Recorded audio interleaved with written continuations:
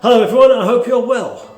So today's video features Clive Sutton Sensei once again, and this was also taken from his session at our recent winter camp here at Aikido Silverdale in Auckland.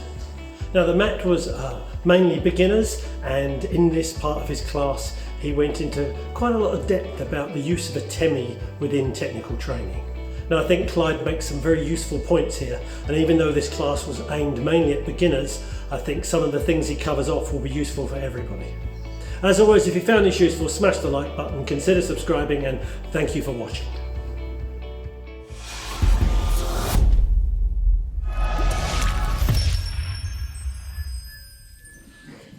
Okay, that's great, thanks Max. We'll come to where Okay, so I want to go right back to Katatatori, to extreme basics. Okay, I want to do Ikkyo from Katatatori. Now what I was taught was I want to bring him slightly off balance, not over his feet but slightly out, okay, and I want to Atemi, okay. And this was the movement to here, okay. So what I'm doing, back foot basically goes back to the same distance my front foot is, and my front foot then lines up with his body. Okay, so it's that movement. And that is an Atemi, okay? And what I want to be working on is not my part of this.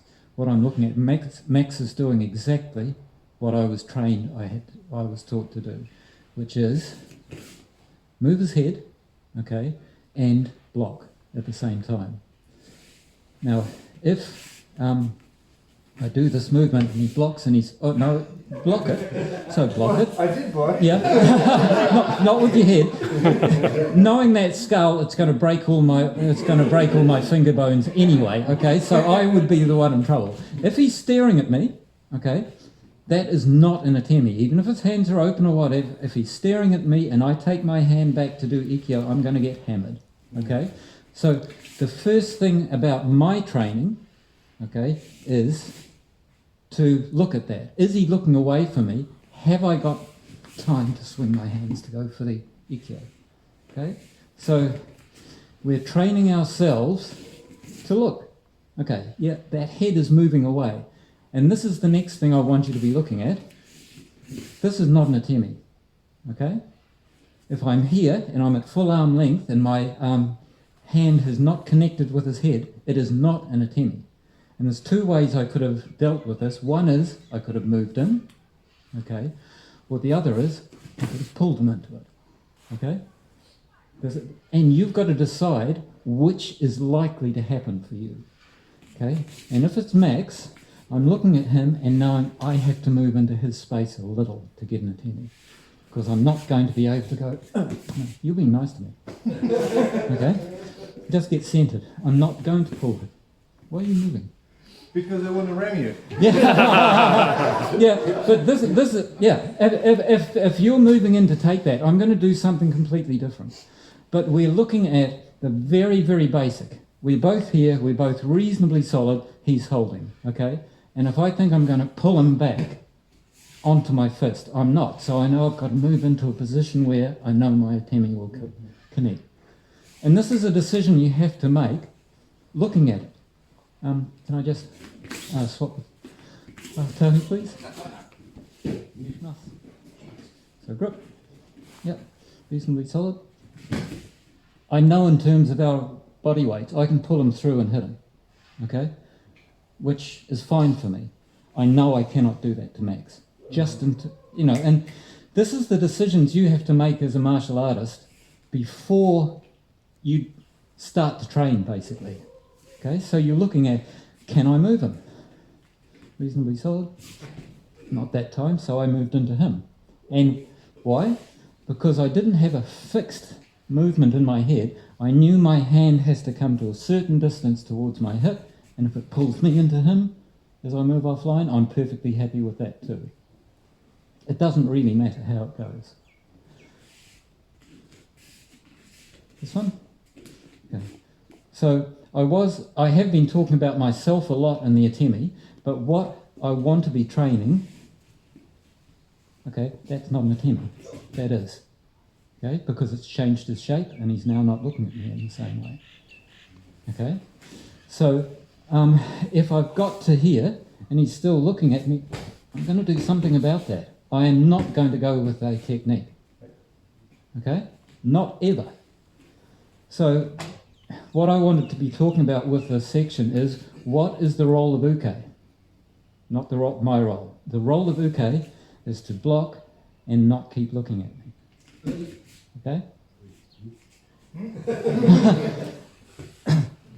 Okay, I've done this for 40 years. So if I'm uke, and for 40 years I've practiced throw you, okay, I'm going to keep looking at that because I know he's not going to hit me. Okay? Anytime someone throws a punch, they're going to hit me in the head because I've spent 40 years watching punches come to my head. Okay? So just bear that in mind when you stay looking at the fist, because you're training yourself to look at the fist. Okay? And your head should be offline and you should have blocked. Okay? So this is about the role of uke. So that's the sort of thing I expect to see, because otherwise I'm not going on with Ikkyo, from my point of view. And yes, I mean, we talk about things being kind of a play between people. This is an agreement between people. And he's learning not... See, I'm still seeing his eyes look at me, and I would still be thinking, I'm not going to that side, I'm going to somewhere else, even though he's off balance. Okay? Because he's still looking at me. Okay? No, he's not. I'd quite happily do an omote from there.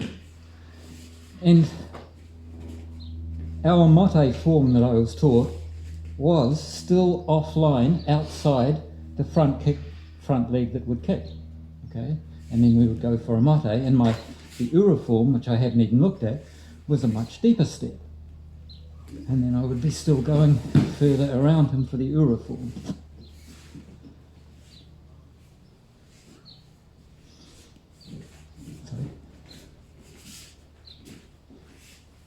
So, very, very basic. So what I'm interested in is, can I move him?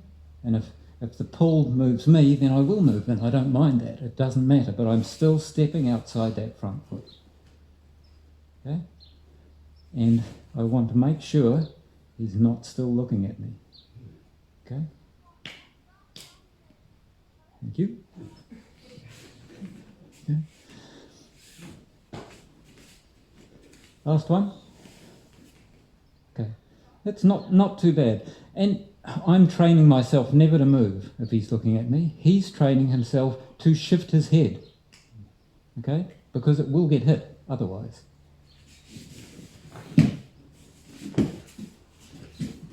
So, back to number one, Ikkyo from Katatatori. You can do omote and ura, but so whatever of the basic techniques he chooses, so I'm kind of giving him a bit of pressure back, he's giving pressure into me, and he can use that. Okay, that's not too bad.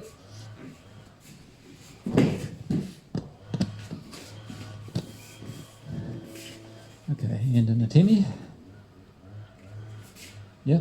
Did that atemi get to my head? Yeah. No, it didn't.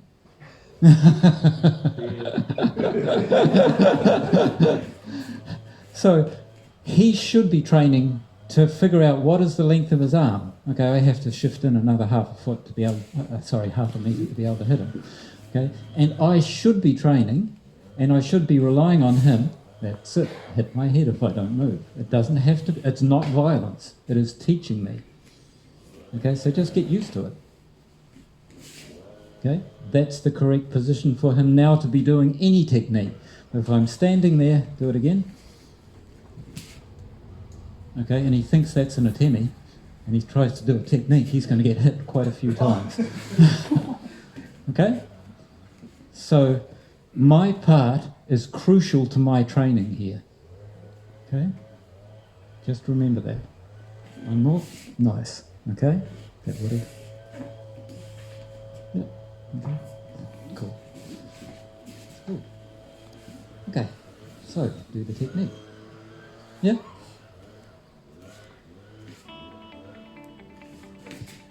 Nice, okay. But no, look at the position of my head, not at that hand. Okay, it's still upright. Okay. Now you are doing me a favour if you hit me every time I do this. So hit me.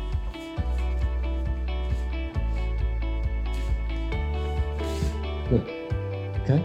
I should feel my own hand hitting my head if I don't move my head. And that means that sometime if someone throws a punch at me, I have a chance of getting my head out of the way. I haven't spent 40 years thinking someone's not going to hit me. So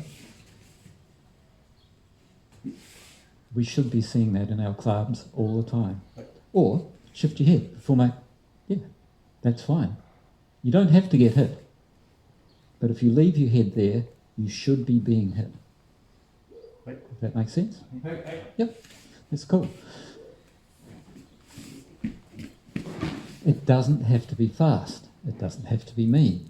And it's getting over the squeamishness of aiming for someone's head. You think it's violent. No, it's not.